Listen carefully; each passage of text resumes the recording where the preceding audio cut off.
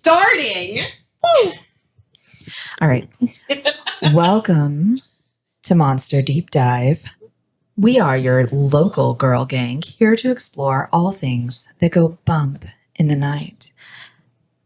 Hi, I'm Laura, your co-host, and I run with the werewolves. I'm Team Jacob. Ooh, stunning. Stunning. I'm Jorah, your other co-host. And I'm Team Alice for Bella, but I'm Team Rosalie for me. Nice. I am Micah, your other co-host, and I showed up to the wrong vampire party. Yeah. And I'm your other co-host, Mal, and I'm Team Charlie. Wait, Charlie clarification. from the movies? Yeah, I was about to say Charlie from the The movies. Charlification. It's not Charlie from the book. Charlie from the book. Rosalie from the book. Charlie from the movie. Yeah. Agreed. Well, if you guys haven't figured it out by now, we're discussing Twilight today. And if you haven't heard of Twilight, then you've been living under a rock since 2005. You've been with me. Yeah, with Nosferatu. But I will give you a quick synopsis. It's going to be very fast. Very few words. It's about a normal girl. I'm sorry, Mallory's blood bag is making the weirdest noises. Oh yeah, and we're drinking out of blood bags. It has this soul. It has the soul of a victim in there. Is it Bella? It is probably. Bella? Bella, where have you been, All right. Anyway, Sorry. So you have been living under a rock. If you don't know what we're talking about, but here's a quick synopsis. It's about a girl who she's very normal. She's not like other girls, and she falls in love with a vampire. Spoiler alert: she falls in love with a vampire. Shit. And that's what we're going to be talking about. This is going to be structured a little differently than our other podcasts. We're playing it loose today. Loosey-goosey. This will be very chaotic, but we have a few topics to discuss. So if you guys are ready, I have the first topic of conversation. Sorry, I thought you went to grab it and it just... Jorah has had two victims. It's a flaccid blood bag. Blood bags are a hazard. We should have had these. Because Mallory knows how to mix a drink. That's all I got to say. Okay, so It's nothing but blood. our first topic of conversation Yes. is Bella. Bella. Where the hell have you been, Loca? All right, so Bella, she is 17. Yeah. She moves from Phoenix, Arizona to live with her father in Forks, Washington. Mm-hmm. And she is not like other girls. She's cool. Oh, yeah. She's not cool at all. She's She so reads cool. Wuthering Heights. Oh my She God. reads Wuthering Heights. She's actually not cool. Yeah. She's different. though. Her talking about how she was reading that book in extra time because she loved it while they were also reading it in class. Fuck off. Yes. Also something I would do though. So Yeah, I know. I was about to say. I can't really say I was anything. like, the way that we read Pride and Prejudice so many times. 600,000 times. But anyway, so Bella, in this book, Bella is a 17-year-old girl. Mm-hmm. However, she is portrayed as the parent to her parent. Yes. Very and much it's so. weird. She goes from taking care of Renee to taking care of Charlie. Charlie. Her character is not very complex, but at the same time kind of is complex because her relationship with Edward is very naive compared to her relationship with her parents. Yes. So yeah, thoughts on Bella. How do we feel about her? I mean, I feel differently about her Me now than I did when I was younger. Like when I was Mm. younger, I thought like Bella was like really cool, and it's very easy when you're a preteen to like put yourself in that place, and that's her role too, you know. Because also it's very easy to feel like your parents are the other when you're a teenager, and now we're all adults, and our parents are very much people. Yeah. Yes. And it feels very condescending that Bella thinks that she is much better than her parents in certain ways. Yeah. I think for me, I kind of almost had the opposite experience because I remember when I read the books the first time, after a while, I was kind of just like, ugh, oh my God, Bella, like she's so dumb. She just blindly runs into danger. She's so dramatic. But reading it back, I kind of looked at it and I was like, I feel like I am reading like how a teenager would behave. And yes, she is parentified 100%.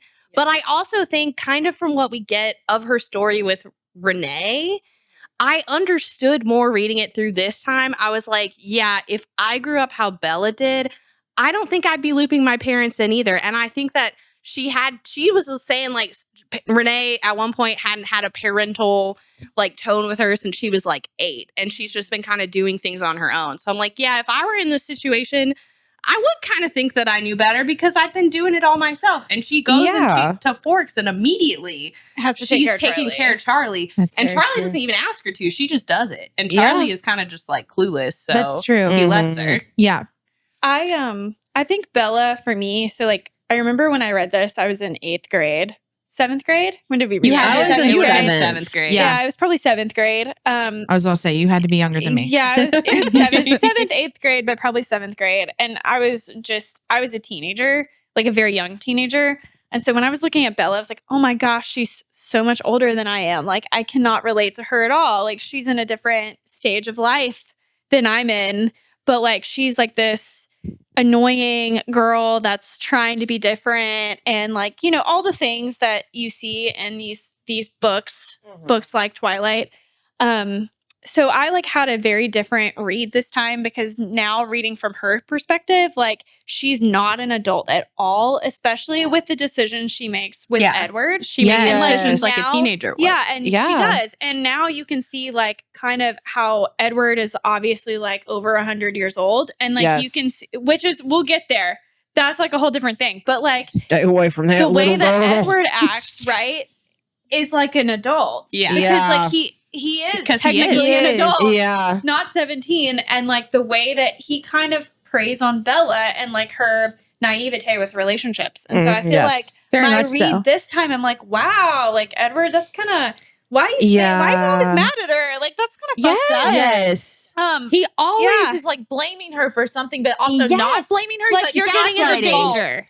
Active gaslighting from him all the time. No, when I was reading it, there were multiple parts where I was like, fuck you. But then Bella gets upset about the way, like, when that happens, because she's like, oh, he's right. Like, it was me this time. And, like, the way that she acts, it's like, oh my gosh, like, this was a child. Like, why did I ever think that this was, like, she was out of, like, an adult, like, out of my hemisphere? That is something that I really, as reading it as an adult, like, noticing that she is very much naive and a teenager in a lot of aspects, because I as an adult reading this, I was like, oh, I can't really hate you because clearly your actions are very immature because you are a child. And then it made me hate Edward. Because I was like, how fucking dare you treat her like this? I'm definitely not team. I used to be team Edward as a kid. Probably because I was like, oh, the bad boy. Like, he's so cool and mysterious and sexy and like whatever. I'm team Edward. And then like as an adult, you read it and you're like, oh my, he's like literally treating Bella like Trey without treating her like Trey. I think there's also something about us having read it kind of in those like mid to late 2000s too, where that time period, I feel like there was more of, and there still is, but especially then it was like more of a tendency to kind of shift blame onto the girl and be like, well, she's annoying and this dude is hot. So we were reading the Hunger Games. Like we grew up reading the Hunger Games around the same time as like Twilight. And so like, and it's like, if you aren't strong, if you aren't tough, if you aren't killing the baddies, it's like all the it's like the same tropes. It very much was of the times, because the Divergent was the same way. Divergent was in Tris, like she was annoying. So she's literally reminded me of Bella. The way that the characters were written. But like Bella is very much a realistic teenage girl. She is. Like she's relatable. She is. Even reading it now, as an adult, she's like, relatable. Oh shit! Like what you were saying right now makes perfect sense. And if I had my notes, I could have read quotes. Also, like she's so relatable. She is. I like her so much better as an adult than I did as a teenager. I will say, I still don't like her. Like I didn't like her as a teen. She has her own problems. She's got problems. We'll get there. She's human. But there were moments where she would be speaking about something. Are you saying something behind my back? No, I just said she's human, and Laura was like, nah. I felt my heart drop. It's like Stupid vampire shiny gaze. Volvo owner. oh my gosh, Volvos! Volvos! Why was that a thing? Like you never hear You about remember the Volvos. commercials I when the wanted a movies were Volvo coming so out? bad. We never did. You never hear about them anymore. You Do they don't. still make Volvos? I have no idea. Yeah, I don't even know. They absolutely make Volvos. They're very popular cars. They do make Volvos. Hey, Volvo, you should sponsor us. Okay, but that would be My mom sick. had one at one point. Mine and our podcast goes first car was a Volvo, and we called it Volvomort. And it was like Yeah. after we'd read this, and we were like, we're the stupid shiny Volvo We're the owners. stupid Except it shiny was like Volvo. a pre-owned, like ancient falling, like the bumper was held on. like a Cullens. Okay, but also, like, side note, like, we will get into this, but side note about their fucking cars. If you're gonna try and be discreet, if you're gonna try and be fucking discreet about being the outsiders and the outcasts and vampires, maybe don't have the world's most fucking expensive shiny cars They and just the said, newest models. My daddy's a doctor. Your 23-year-old daddy? Yeah, I got a 23-year-old daddy too. He hits me up every day on Instagram. Anyway, back to Bella. Micah, before we interrupted you, what were you saying about Bella? I don't even remember. I have something. relatable. Oh yeah, no, Yeah. there were moments where I enjoyed her more than I did when I was a teenager because I guess through the adult lens, I was like, oh, she is doing things like a teenager would. And then also Absolutely. some of the things that she would even say about her parents, I was like, how enlightened are you? Yeah, also Yeah. the Oh, way that yeah. it's written, I appreciated more now that I'm an adult than I did when I was a kid. Yeah. Because I used to think that the writing was not good. And that, I mean, I think that the writing's actually pretty decent. And like, I think I they're think I do compared too. to some of the other Yeah. things, like the other books that Yes. came like in the slew of vampire books. I feel like Yes. this one was Yes. solid. Like, it's I agree. long-winded, and I mean, she also Stephenie Meyer changed the game for how long a YA novel can be. She really changed the true. game for YA. She She changed did. the game. Listen, as much as I have like beef with some of the things that she does and says, she changed the game for YA as a genre. She changed the game for the supernatural stories Mhm. and the length of like what a young teenager will read. Cause we ate these bitches up. We We did. were at midnight book releases. oh my We gosh, were. I Don't went age to us. No, I'm just kidding. I went to the midnight premiere. Okay, we went to the Nosferatu. midnight. We went to the midnight release of Breaking Dawn. We went to Barnes and not the movies. Barnes we went and to The Barnes and Noble midnight and release. out for this. and then to we get read this that book until 5 o'clock in the Yeah. morning and got to the same part. And And you all clo- know which part it is. And we all closed the book at the same time. And we were like, I'm going to bed. Yeah. that was the moment you all went, and it's time to go sleep. And it's It's time time for bed. for bed. I wish I had known you guys at that time. It yeah. would have been in. We went to all the midnight Adventure. premieres of the Twilight movies. Like, Yeah. Yeah, I we, mean, I my- think we like made our own T-shirts my to go whole to the wardrobe. book release. I love that. my whole, you wouldn't believe the amount of Twilight t-shirts that I pulled out of my drawer Oh in yeah. the search for the one that I'm currently wearing. It's really funny because So- I feel like the outlier on this couch because I had anti-Twilight merch on the back of my Jeep. I literally had like a bumper sticker that said "Vampires Don't Sparkle" because I'm an Anne Rice girly. Okay, so like I literally, I love that so much. I'm gonna have to find a picture and show you. I had so much like anti-Twilight shit. So, any lasting thoughts on Bella before we move on to the I next do topic? just have one that I want to get your guys' opinions on. Okay. Do you guys think that Bella is a girl's girl? Because I was kind of surprised. I kind of felt like she was a girl's girl. No. I don't think she is. I don't Really? either because Jessica actually hated her. No, She's- Jessica hated her, but Jessica Bella hated her the because whole Jessica time- isn't a girl's girl. Yeah, Yeah, that's because true. Bella the whole time she was like, it was so easy to make Mike happy, but she would try to like sit in a different spot when they went to the beach so Yeah. that Jessica could sit next to Mike. Oh, Yes, that's no, true. Mike, no, you no, need to no. ask Okay, I see what Jessica. you mean. Well, I see what you also mean. later on in the book, like even this is me spreading my Alice Bella agenda. I will say this. I wrote Okay. that in one of my notes. I was like, I am team Bella and Alice. Yes, I am spreading this agenda. Even if they're not in Um, love, they should run off together. They Yes. should. Yeah. and just like, be best friends forever. Yes, because like she they were does roommates. and they were roommates. Exactly. And she does actively try to like be like friends with these girls. Yes. And the girls are the ones that are like, well, all They're these jealous of boys the boys. fucking like you and they don't like us. Yes. And they're very aggressive towards her. And But, Alice like is Lauren. Remember Lauren? Like, fucking she, Lauren. Like hates Bella, and Bella's like, I don't know why she hates And then in the movie, they like mix Lauren and Jessica together. Yeah. But Bella is Into one trying really character. hard. Yes. And also, when she wakes up, the first thing that she's concerned about, I mean, besides seeing Edward, is she's like, did Alice see that tape of James? And does Alice know now what happened to her in her human life? Yes. Because she needs to worried. know. Yes. So Listen. I was like, yes. Yes. Bella. Right? Yes. Girl. Yes. Bella actively, like, Alice is the first girl that actively is trying to be friends with Bella's Bella. Like, and then Edward won't let her. Yes. Like Edward's like, you gotta wait. Oh, don't talk about it. Don't. I was like, fuck you. Edward wouldn't like me mentioning this to you. Which also, like, shut the fuck up. Who cares? Who cares? Yes, which also like it's a different book, but like in Midnight Sun, it's way more present how much Alice wants to actively be involved in Bella's you life. can see like into Alice's mind at that point because you're reading through Edward. Because Edward's through the mind reading. And Edward can read your mind. But like I would argue that Bella is a girl's girl because here's the thing too, she does try to play nice with Rosalie. And Rosalie's just not playing nice. Walks out of the room every time Bella's there. That's true. But Rosalie has good reason to. It's not even personal to Bella. It's not personal to Bella. She's just like fucking Edward getting all of us killed. Like, and also she doesn't. I mean, we don't know this yet, but she doesn't want Bella to be a vampire because she didn't really. She didn't get a choice. She Which didn't we'll talk about in a second. We'll talk about it in a second. Okay, so we're gonna segue. This is a good segue. She's a girl's girl. I would agree. So the next topic I have. You've kind of convinced me. I'm sorry. I agree. It's me spreading my Alice Bella agenda. I just wanted to put that in there because I was really surprised reading it back. I was like, okay, I don't remember Bella being so... Okay, Bella.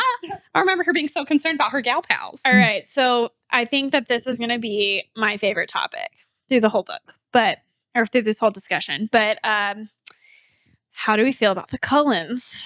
We have a lot of thoughts, and we've already discussed a few of these thoughts between us before we started filming, but we have the Cullens, and for the Cullens, Carlisle is described in the book, which obviously you don't see in the movie, as being a 23-year-old doctor. Nobody in this town seems to question this at all, except for the like Billy and the wolves. Yeah, whatever. So suspicious. And then you have the adopted children. So you have the Hales, which is Jasper and Rosalie. Yeah. They're siblings. They're pretending to be twins. They're pretending to be twins. And then you they're have blonde. They're twins. The Cullens, which is Alice and Edward and Esme, obviously, and Carlisle. And Emmett. Forgot about Emmett. How did I forget about him? I don't know. My big dumb himbo boy. My big dumb himbo from Gatlinburg, Tennessee. I love him so much. Anyway, I can't believe that's where he's from. Yes, he's trying to find a bear. So what the Cullens, dumb bitch. How do we feel about the Cullens? I like half of them, and I don't like half of them. All right, same. I bet it's the same half. It's the same half. I know it is. So I know that there are some characters that we have qualms with more than others. So let's talk about those first. And those two being our boy, our vampire sparkly boy, Edward. Oh yeah, we should start with Edward and first. our Dr. Daddy. Our 23-year-old Dr. Daddy. We need to save Carlisle. We need to save Carlisle. We need to get Edward out of the way. We have to get Edward out of the way. I'm going to get heated about Carlisle. Carlisle is last. So Edward. Edward was born, well, he was born in the 1900s, right? Because he was 17 when he died. I mean, the Spanish flu took him out. Is he 1912? Yeah, he was born in the 1800s. So he's an old Victorian boy. Is it 1912? I thought it was 1917. Whenever this 1918. Oh, then he died. I don't know my history at all, but 1918 is the Spanish flu. Yeah, the Spanish flu took him out. So Edward's dying of the Spanish flu at the ripe age of 17. 17. And Carlisle makes the decision upon seeing him dying in his hospital bed to turn him into a vampire because he's not going to make it. And also he has, he's an orphan. He's an orphan. Yeah, he's you didn't have any family. So he didn't have any family. And Carlisle admits later that it was Carlisle or it was Edward that says, well, Carlisle was lonely. and Oh my God. turned I'm him. sorry. Oh my God, that's right. Okay, Yeah, so- talk about okay, hang on. The Carlisle lonely part got me. So Edward I don't is- remember that. I'm so Yeah, so lonely, Edward so is I'm going to turned. turn a 17-year-old. boy. I'll find so a wife. he later. turns Edward. Okay, so Edward. Suspicious. Edward, upon meeting Bella, is around 100 years old at this point. Yeah, He's yeah. 117. He's Exactly. 117. And probably How long have you been? 117-year-old virgin. 117. But we'll save Oh my that God, for are we talking about what we're talking about? We'll save that for No, yeah, future that's- episodes. That would be Breaking Dawn. Anyway, so he finds Bella intriguing. He can read minds. He finds Bella intriguing because he cannot read her mind and because she smells better than any human he has ever smelled. She smells right. She smells like, doesn't he say that she smells like flowers? Freesia and lavender. Yeah, flowers. Okay, so he's gonna eat her up. upon smelling Bella, hates her because he doesn't want to kill her, I guess. I guess he loathes her for He being, loathes I loathe- himself. being the way Yeah. that, well, it seems like, it appears. It 'cause appears we're not that in he Edward's hates mind her. yet. It appears that he hates her.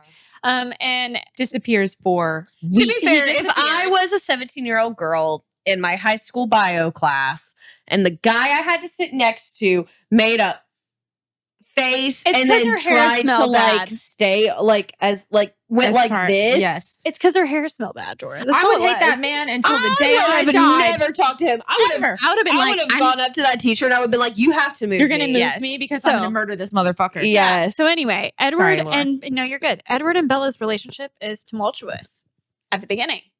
So let's discuss Edward. I don't even think it's tumultuous just at the beginning. It's like the whole damn time. It's tumultuous the whole It's the time, whole but it time. starts off tumultuous. yes. Yeah. It gets a little better, and then Yeah. it's still tumultuous at the end. I was just so shook. I think just by the timeline of Mhm. everything. Like it was so short. I really thought that there was like more interactions that happened before they like fell in love. That No. is something Also, I yes. wholeheartedly Yes. forgot. Because Yeah. in my head, I was like, "Oh, they've been together for years and No. years." But like, Or like at literally- least The whole months. franchise, But it's literally it's like, like weeks. a Yeah. week. yeah. The whole franchise really truly only takes place in the span of maybe a little over a year. He's Wait a 15 minute. He's 15. We're talking about Edward, so I have something Okay. to say. Yeah. I just remembered I'm about so Edward sorry. and Jacob. We'll get back to Jacob. Okay, We it is will. tangentially about I Jacob. derailed. Okay, because Jacob is 15. Mm. Edward, when he sees Jacob at the end of the book and like Jacob is like coming up to talk to Bella and like warn her away from him, he's like, "Oh, the child is here." And Bella's like, "He is literally closer to me, age and me than you are." And he's like, "Oh, no, you know what I mean. You know what I mean." I'm like, "Nope. You let the game slip. You You said know it. she's a kid." You said it, You're bitch. not living around this little girl anymore. I was right. when he said that, I was heated. I was like, "Edward, it's fight on sight. You know It she's a is on child." site. So Edward, it's yeah. so crazy because I was Team Edward as a child. Same. It just I think a lot of people were. just the same reason why Bella is Team Edward. Well, I right? mean, because Stephenie on. Meyer fucking writes him where like you're like, how are you not? Because she's so enamored with him and the way that she Yeah. describes him and shit. Like, how are you not supposed to be attracted to him too? Yes. Right? also Sorry, I got a vodka. Was it all vodka? That was just a vodka. that was too much O Whoa. positive at the bottom of your bag. Yeah, that was a little. So Spicy. sorry. I feel like this So- is the most I've drank at any of the episodes. Yeah, I can't feel my lips. It's So- It's because they're in a blood bag. Okay. And we are children, and we're like, wow, it's a novelty. We're- Let us drink Yeah, it all. it's like a Capri Sun. It's like a reward. also, it's I like haven't a eaten reward. dinner, so it's hitting me a little Yeah. in the best way. We're eating dinner right now. That's exactly it. Here's how I feel about Edward. Okay. Yeah, I was tell us, obsessed tell with us. Edward Mhm. when I was a child. Same. For the same reasons that Bella is obsessed with Edward. He's hot. He's mysterious. He has a tragic backstory. He's a bad boy.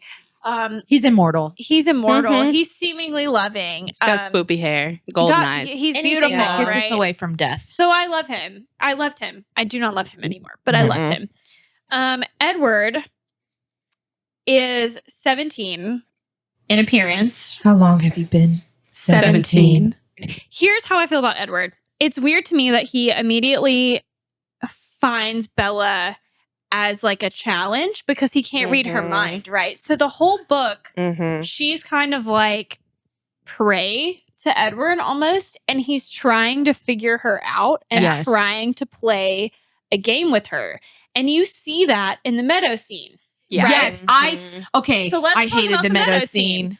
the meadow scene in not comparing the movie to the books because we're talking about the book, but like in the movie, it's very watered down, right? Yeah. Because Yes. he's like, as if you could outrun me, as if you could fight me off. I feel like that whatever. in the movie, does it not happen like when they do the initial confession? It's I not think like they later do on. it It's not then, later. they Change it because Yes. it's weird that it's in the meadow. Yes. So Yeah. that's what, upon rereading, I Yes. was like, why is this happening now and Yes. not back Later. when? Well, Yes. also as Later. a kid reading it, I remember the meadow scene in my head being this very like romantic thing. Yes. And then when I reread it, I was like jaw dropped. He's broken Yeah. man. And not in a good way. Not in a good way. No. He was also like having fun with it. Well, that's what I Yes. was about to get to. Okay, I'm sorry. No, you're fine. You didn't interrupt at all. He's treating Bella like prey in that moment because he's trying to actively scare her away, right? So like in that scene, he's like, as if you can outrun me, as if you could fight me off. Like, there's no way you could get away from me. Are you scared yet? And she's like, no, I'm not scared of you. Like, you're being an idiot. And he True. is pissed off by that because he's like, you should be scared of me. But in that scene, in the book, he is like, that would have scared me Yeah. Yes. because he's actually acting like a predator and like actually actively trying to scare her away, which is fine. But like, But It why was would so you do intense. that when you've dragged her out in the middle of nowhere? You know? Her sense of self-preservation I mean, yeah, but is she's very 17. little. she's a horny teenager. She's 17. And he Yes. literally describes how much she like is drawn to him. Yes.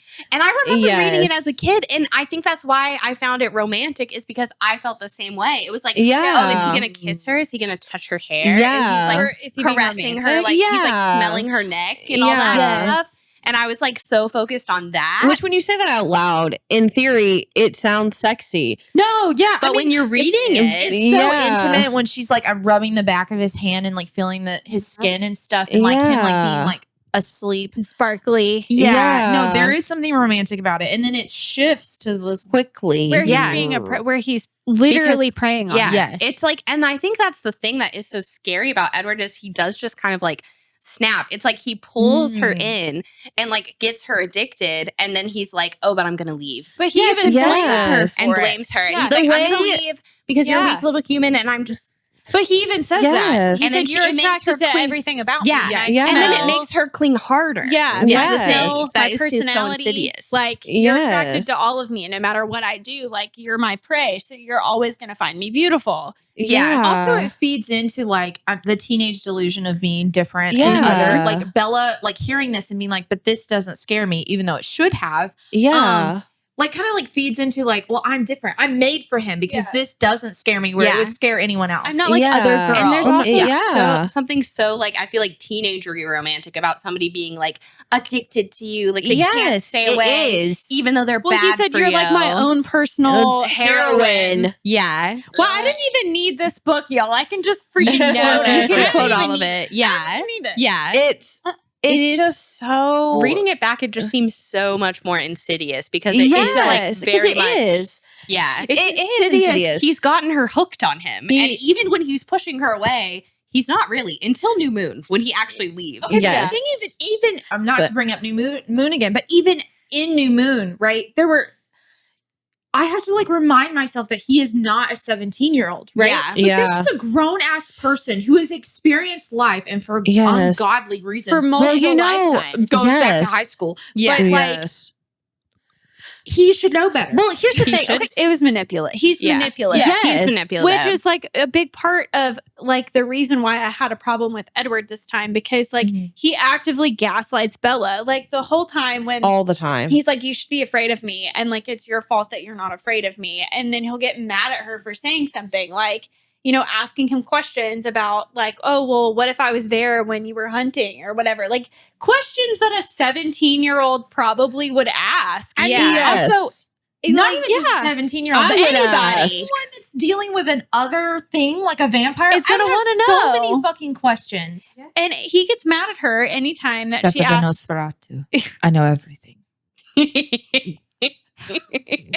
I'm just so used to you being in costume. Sometimes Me too. I just forget I about know. it. Like, We're having these like intense conversations. I'm like, yes, Micah, yes. While you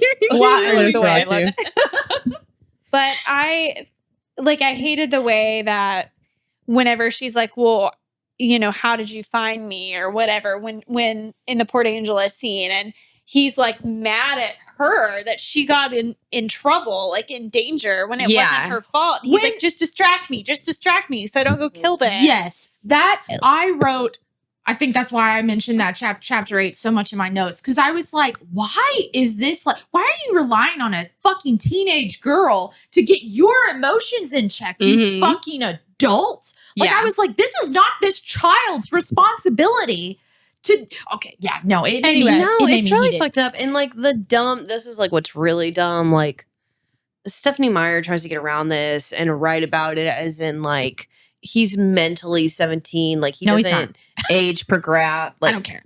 I know that's like some if you're having gross shit. Yeah, it's like this whole like he goes away to keep away from her, but then he just comes back. It's like just stay gone. Just stay away. Yes. Just literally stay away. If you care about her. You know what her lifespan is, bitch. You could stay away for the whole thing. Yes. Yeah. And Emmett also literally tells him, he's like, either stay away or just eat her. Like pick one. Or turn her into a vampire. Which Alice is like goading for the whole time. Because she saw it. Yeah. Although I also just I don't want them to, I mean, as a kid, I wanted so badly for them to turn her into a vampire, but now I think as a 28-year-old woman, I'm like, don't turn that little baby into a vampire. Even if she 100% is on board, she doesn't know. She doesn't have bodily autonomy. No, she doesn't know. Also, like, you know, when you're a kid and you're like your first love, right? Like, none of us wanted to marry our first love, right? No, absolutely not. No. The first person I fell in love with was a gay man, and I'm a lesbian. I think that says enough. That's so funny. Yeah.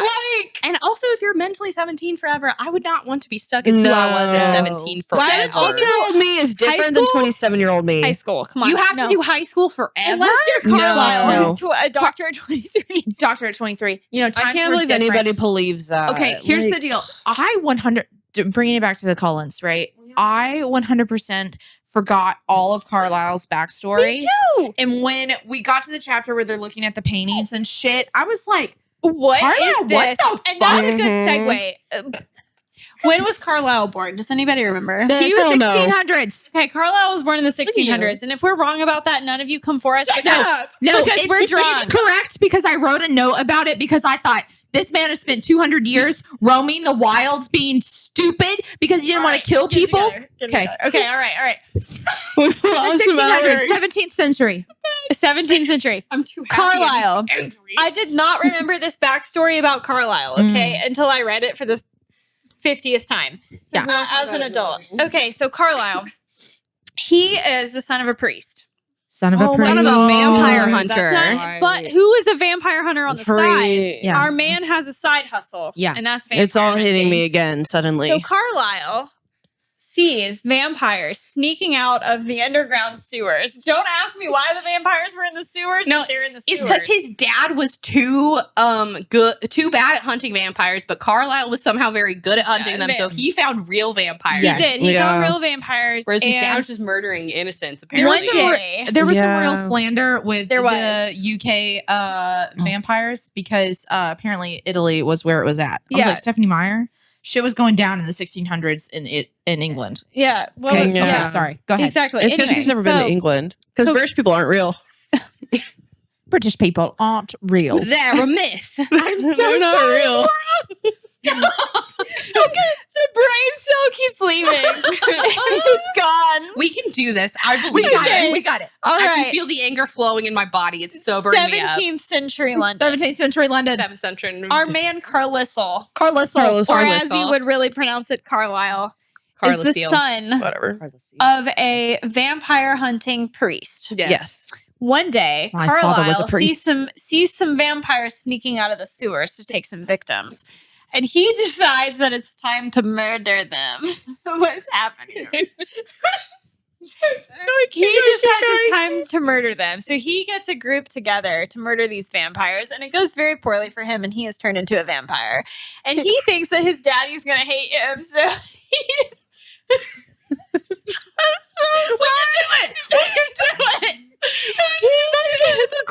My dad's a priest. My daddy was a priest. So Daddy Carlisle decides that he wants to be good and he wants to become a doctor. And he has, he... Because he's just... No, this is angry time. This isn't boogie woogie time. You're missing, Laura, the 200 years that he spent... Oh, wait, are we a vampire yet? Yeah, he's a vampire. Okay. We're a vampire. He's turned into a vampire. He crawls away from his dad because he's afraid his dad's going to kill him. He hides in a sack of rotting potatoes. He hides in a sack of rotting potatoes and turns into a vampire. And then he's very much like, I hate the world. And he goes into the wild. He does. And like, he's a creepy thing for 200 But he never eats a human. Yes. So he never... Okay, wait. That's subjective and we'll get to it. Yes. He never feeds on a human. He only feeds on animals. So that's how they find out that they can be vegetarians. After they tell us multiple times this motherfucker tried to kill himself. Yeah, right. I jumped off a cliff. If you're a vampire hunter, I feel like you should know how to kill a vampire. Yeah. Why did you go back to your dad and let him rip you apart? You're being too deep about it. Okay, I'm sorry. It's too deep. That's too deep. It's too deep. We can't... It's too deep. Anyway. Okay, sorry.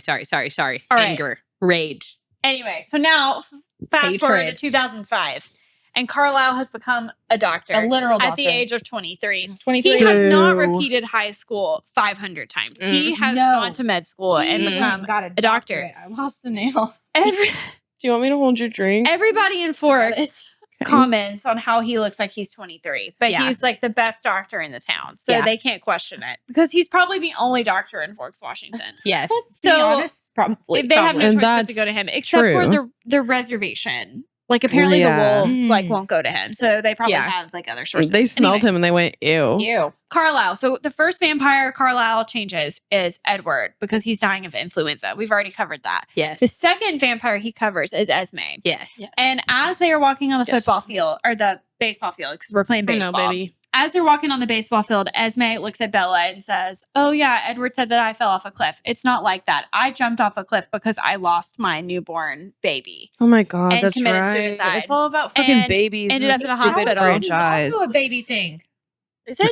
Alice? No. Alice, No. doesn't Alice say that she had a baby? No. That was Esme. Alice was It's in a Esme. mental institution. Alice was in a mental institution, but We'll get there. but Okay, Rosalie so- always wanted a baby because she She also did. has a baby hang up. Yeah. So anyway, that's Carlisle's story. So he changes Edward first, and then changes Esme second, and then obviously Rosalie next, and and so then on and so Rosalie forth. drags Emmett's body through from And then Gallenberg, Emmett. Tennessee to Carlisle. Yep. Mhm. And And so then they there we find go. him in So I think Rouse. the two most problematic ones in this book are Esme and Edward, because you find out the most about those two in Twilight, and then you've obviously find out about Rosalie. I think is that Eclipse, like when she's explaining. Yeah. to You Bella. find out all of Rosalie's and backstory Emmett. in So you find them Eclipse. out later. So you don't really know like what Rosalie's hang up is right now. Yeah. But you Mhm. do know. You just think she's like a really pretty Right. bitch. And you do Yes. know about Esme I and love. you do know about Alice. So Carlisle, let's talk about him. He is the founder of the Cullen family. Mhm. As a child, I loved Carlisle. I did right? too. Because Okay, I thought Yes. that might have been my daddy issues, but like I always was like, Carlisle. but Yeah. Carlisle was sexy too, right? Yes. He's like Yeah. a sexy, also Sexy like doctor. Edward, like a sexy good guy. And like then when you see him in the movie, also it's the same way, right? He also So- seems like to be like the only one that had like his shit And- together. yeah, Yeah. exactly. In the book, and like, of course, you have Esme, who's the mother figure, but like, she's always in the background of things. Like, she's always following Yeah. the plan. She's never like the maker of the plan. Yeah. I actually never cared for So- Carlisle. It's because I You're a like lesbian. Carlisle. Yeah, I didn't and like he's him really until I watched the hot. movies. He's hot. he is hot. He's I'm hot in the movie. In the book as well. Like when I read him for the first time I loved it. in the book, I was I very loved it. Yeah. So I think the issue in this book is Edward talks about how he's the bad guy, right? He's the villain of the Mhm. story. And Now the lion fell in love with the lamb. So Edward has a problem with being a vampire. He doesn't want his soul to go to hell. Yes. And he talks about how he is way past that. Too late, dude. I know, right? So he talks about how Carlisle changed him and that Carlisle was lonely and like wanted a companion, right? So then Edward's born. So you pick a 17-year-old boy dying of the Right. flu. Facts. So Edward, I would never. Hold on, I'm so sorry. Yeah. I would never pick a 17-year-old boy to be my fucking companion. Also, Yeah. Carlisle is supposed to be this paragon of compassion and like this religious, entity, like this pinnacle of religious morality for Stephenie Meyer. He doesn't want to be a vampire. He tried to kill himself. He knows, and we don't learn anything about how Carlisle views like vampires having souls and all that until later. until like, But we know New Moon. that Edward feels like he is damned and he is not happy to be a vampire. Like eternal damnation. Internal damnation. And what made me so what made me so furious reading this the second time was just like the whole thing that Carlisle didn't give Edward a choice. He was just like, you're dying, you're a I'm gonna child, change you. I'm lonely, I'm gonna change you. Out of all of the other, they're in the middle of a fucking pandemic. Yes. Like there are hundreds of people dying. Edward would Why have words about This COVID. one child. I'm sure he does. And you don't give them a choice. And that's supposed to be a good thing. And then Esme, same thing. He changes her because she's like dead, basically. Doesn't get a choice. She tried to kill herself purposefully. Yes. Yeah. And so my thing is, why does Edward love Carlisle so much when Carlisle is the person That's true. who made him like eternally damned? Well, Edward does. And why is that presented as a good thing? Yes, well, Edward does talk about like having a rebellious phase. Where you went off. Where- Apparently It's like Yeah. Jack the Ripper-esque, Yes. right? Yeah. Like It's very alluded that he's Jack the Ripper. it is very late, but it's But not he the right does time have period. like a rebellious stage where he is like rejecting Carlisle and like the whole thing, and then he kind of like comes back around to it because I think Because That's he, even like- worse to me, though. It because is. It's like he rejects it, and then he comes back because he kind of just gives up, and he's like, "Well, I guess this is the only family that I have." yeah, Even though, and the only options are my soul is damned to hell, or yeah, I stick with these or I people stick- that I didn't have a choice. yeah, And also Carlisle, he turns as I could see it turning Esme, and you're like, okay, you want a romantic companion. That's still gross. You still didn't give her a Yes. choice, but at least she's an adult. yes. Edward's But he not an adult. changes No. Rosalie for Edward. And Edward Yes. says this. Yes. He says that Yeah. Carlisle changed Rosalie because he wanted Rosalie a companion. Yes. to be a companion for Edward like Yes. Esme was for him. And I was like, It's that fucked is up. fucked up because Edward is basically his little like shining sun, his little like yes. golden sun.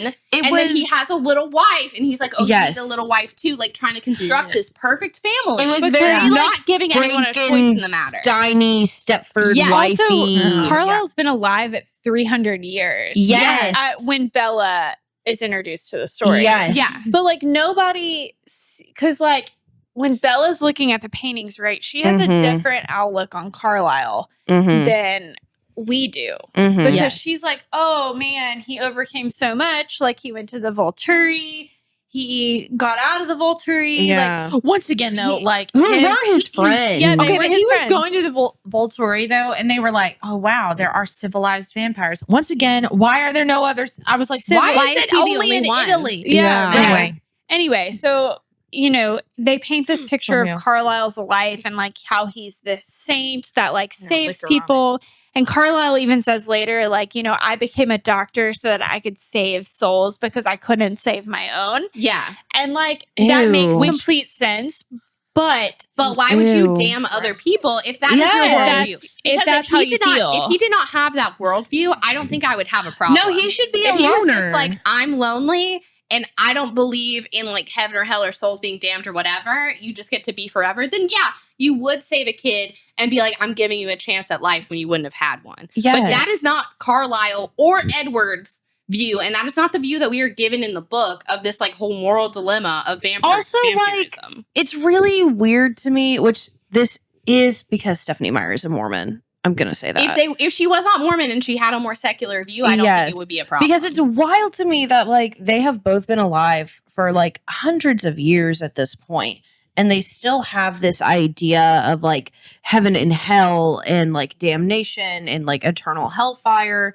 Like if you've been alive for that long, I've been alive for 27 years and I don't see it that way. Also, like if you feel that way, and like, okay, Carlisle, I understand. He has a purpose, and he was like, I am a vampire, and I am making my purpose to save people and to gather knowledge and to use it to save people. Yeah. What in the actual fuck are any of the other Cullens doing? They're just going to high school. Yeah. They're pretending to be married, or they're getting married a bajillion times. They're living in a fancy house, and that's it. That's all they're doing. So, like, Carlisle has this grand purpose, but none of the others but do. let's talk about Esme's grand purpose. It's to serve Carlisle. It's to give her a family that she always wanted, because that's her only role, is to be a mother. Yeah, and then a wife. And so then the kids, it's like their only role is to be in Kids. that children, family to be unit. children. Unit for But- Carlisle and his little what he wants. Yeah, go ahead. The only You. other person that's like really, really smart in this situation is Alice, and she's just choosing to play house with these people. That's just an active choice she's she making. wasn't changed by Carlisle. She wasn't. She and Jasper weren't changed by No, Carlisle. they were not. And No, she they chose both just to show up Yeah, into the family. yeah, and she's choosing to play house with them. Which that's the thing is, I could understand if it was presented as, okay, Carlisle is this very moral vampire. Maybe he is finding young, troubled vampires who are really not happy with themselves, like with the way they were changed against their will. And they're like, I don't know what to do. Like, I don't know how to be a good person when I have to kill Help people. me. And Carlisle shows them another way. Yes. But he, by changing Emmett, Rosalie, Esme, and Edward, Yes. he's taken that choice away from them. And he's like, this is your life now. And I guess you're going to have to eat animals or be a monster. Well, and also, and talk about that in clips. Yeah, we touch on it. and that's reflected in Rosalie as well.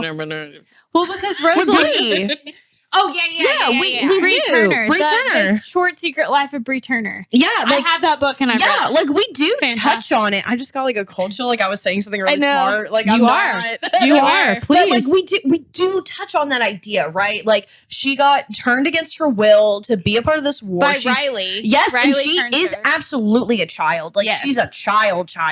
Yes. Like she's like 14 or something.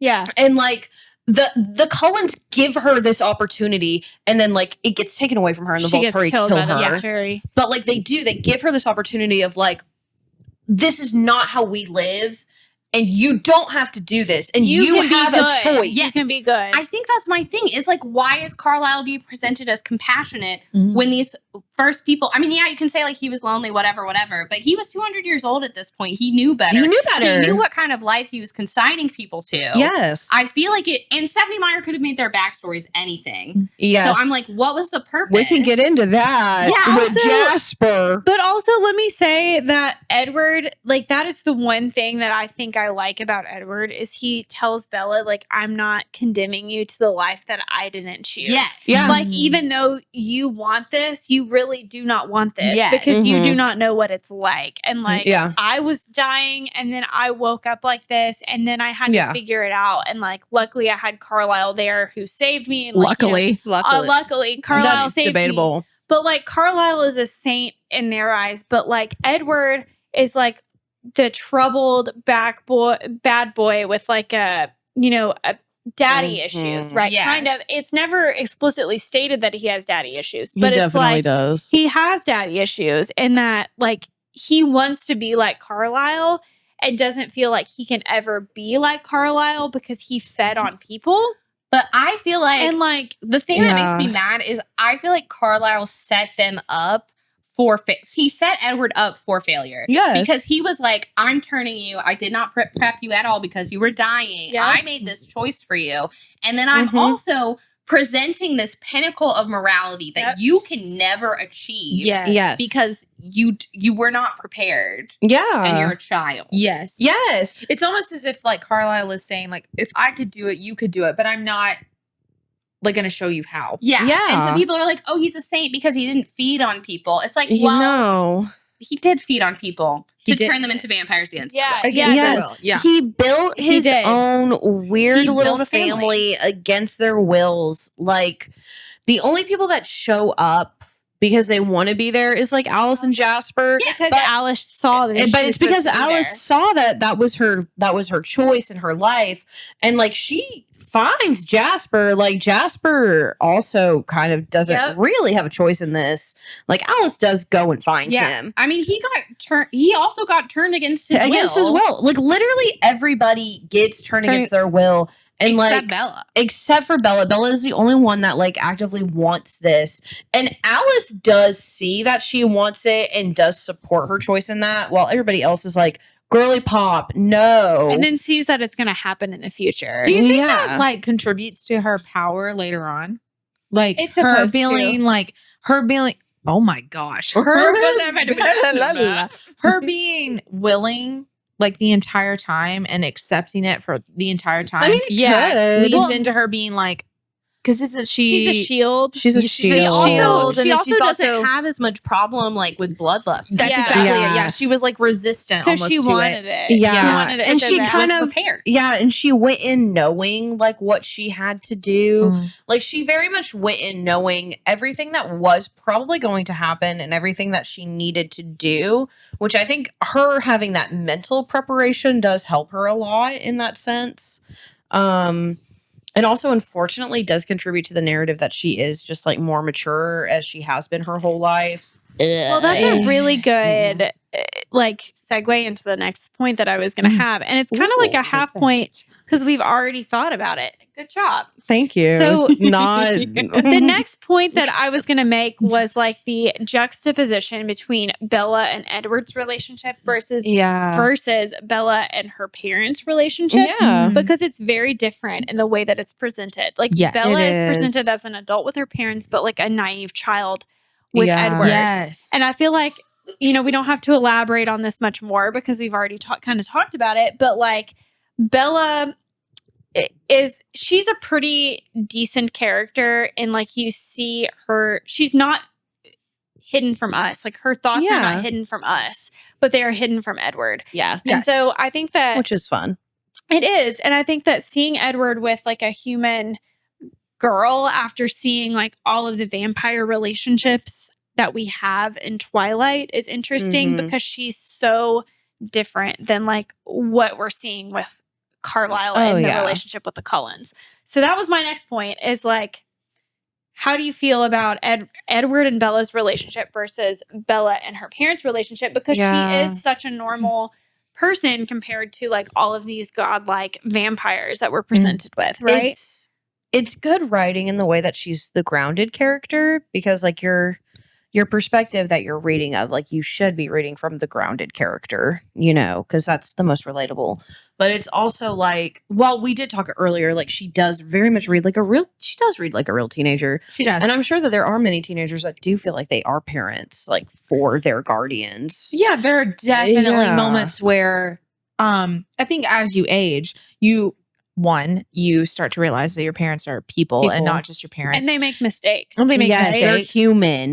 But there is also a strange dynamic, I think, sometimes between teenagers and their parents, especially if Yeah. the parents go through things. Yeah. So like divorce, right? That being divorce at a young age. divorce at a young age, but also divorce in the sense that you are like this median thing between your two parents, and like having to navigate that relationship with them. And you do almost take on a role of being like more adult. You're a weird mediator. You are like- a weird mediator. And Bella realizes this, right? Especially at the scene. Again, a good segue, guys, because the next topic is James. But I think that you really see that in Bella when she manipulates Charlie and tells him, like, I'm running I was away just like thinking my about that. mom Oh my god. ran away. Shut the and fuck up. like, I was just thinking about that. I will 100% say Like, that scene devastates it's me. so fucked up. It was sad. heartbreaking. It's so because heartbreaking. Edward's like, you can't go back to Charlie. You can't go back to Charlie. And like, anyway, let's introduce James. And then we'll segue into this. Yeah, Because I we like can where talk about this is that going. whole shit makes me really situation. sad to think James. about. Let's think about James. James. Okay, so the Hot Cullens are playing baseball Yes. during a thunderstorm. Supermassive black hole. Yeah. The most You know iconic what scene scene in we're the talking movie. about. It is. And it's the best scene, if you will. It is. Victoria, James, and Laurent hear the game going on and decide they want to join. So they step into the meadow. James sends Bella because his superpower is like he is a good tracker and he likes to play games. He never gives up. He sends Bella. Obviously, they're like, we have to get her out of here. They're driving her home. And Edward actually turns away to go a different direction, not to home. And he is pissed at Bella because she wants to go back and protect Charlie, which Yes. is like a valid fear. Absolutely. Honestly, And he gets mad at her, and Emmett's like, maybe she's right. Like, Yeah. maybe she needs to go home. That entire car ride pissed me off. But Yeah. Emmett is Because- the only one. Emmett and Alice are the only two Yes. on her side. Yes. They're always the only two on her side, which Yeah. like I could go on and on about that. Like quite truly, Alice actively is making choices that she thinks will benefit Bella and will support her in Bella's end goals. Like Alice is rooting for Bella every step of the way, Mhm. which is And beautiful. Edward is only rooting for what he wants. Yes. Bella. Because That's true. he Yes. does not want to be heartbroken. Yes. And he doesn't care what Yeah. he doesn't happens. care what Bella wants. He just cares that Bella doesn't die. Because Yes. if she dies, then Yes. he is heartbroken. And Yes. then it doesn't benefit him Yes. anymore. We have Edward driving off in a different direction, even though Bella Right. keeps saying, please go home, and he Yes. won't Yes. go home. I remember how we And segued now. Her thought process is like, oh my God, like he's gonna go after Charlie and like kill Charlie to get to Mhm. me, to like Which to is- get me to come it's home. so valid. Solid fear. Yes. Also, But like her Edward- scent is all over that house. Right. Yes. And Edward's not thinking about this, right? Edward's thinking like, Yeah. Edward I have just- to get Bella out of the way. Yes. To save myself because I don't want to be sad when Bella dies, right? Yes. So Bella comes up with this plan that Emmett's like, yes, bitch. That's a solid plan. Yes.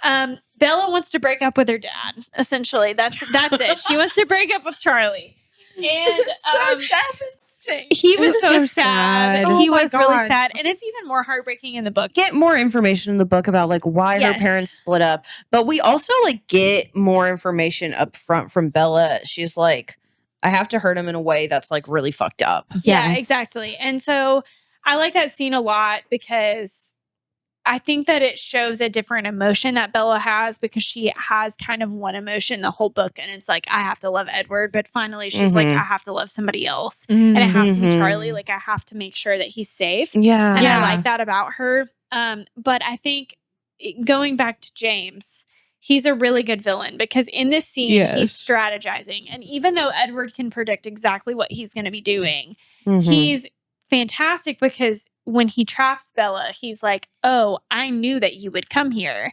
Like I knew that you had unconditional love for your parents, and I knew all I had to do was trap you. And like I wouldn't have done this if Edward hadn't have reacted the way that he reacted in the meadow, Yeah, no, Edward which I think is very interesting because he doesn't care about Bella's blood he cares about necessarily. Edward's reactions. He cares about Edward's reactions, and he cares about Edward's reactions also in relation to Alice, Yes. Yes. which we will get to because Alice, which I Mhm. didn't quite understand why we were thrown this like I Hidden That we know. never ever that we never talk get to talk about about again. But anyway, so thoughts on James That's what New Moon should have been about. before we get into that particular topic. Thoughts on James? How do we feel about him? I really just wish that he had been more of a factor in the rest of the book Same. because I think he is a really good example of like Bella up until this point doesn't really understand the stakes of what she's getting into by dealing with the vampires. because That's very she's true. in La La Land. Because with Cullens, she's just dealing like, with oh, the Edward's hot. vegetarians. And Yeah. and- This is the yeah. first moment when she is really like, Oh this shit! is real shit. I could really die. yeah. and she he- almost does And die. she almost Yes. does. Yeah. And she's very like laissez-faire about it. But I think if we'd had this like overhanging, like there's this up until There's a now, the threat. only threat There's a has threat. been like that Yeah. Edward might eat her. Yes. in which the is- meadow. Like the in the meadow meadow. is the biggest threat that we have. Yeah. so And far, then until right? that, it's like nothing really happens. It's very It's just boring. romance. And then all of it is shoved into the end.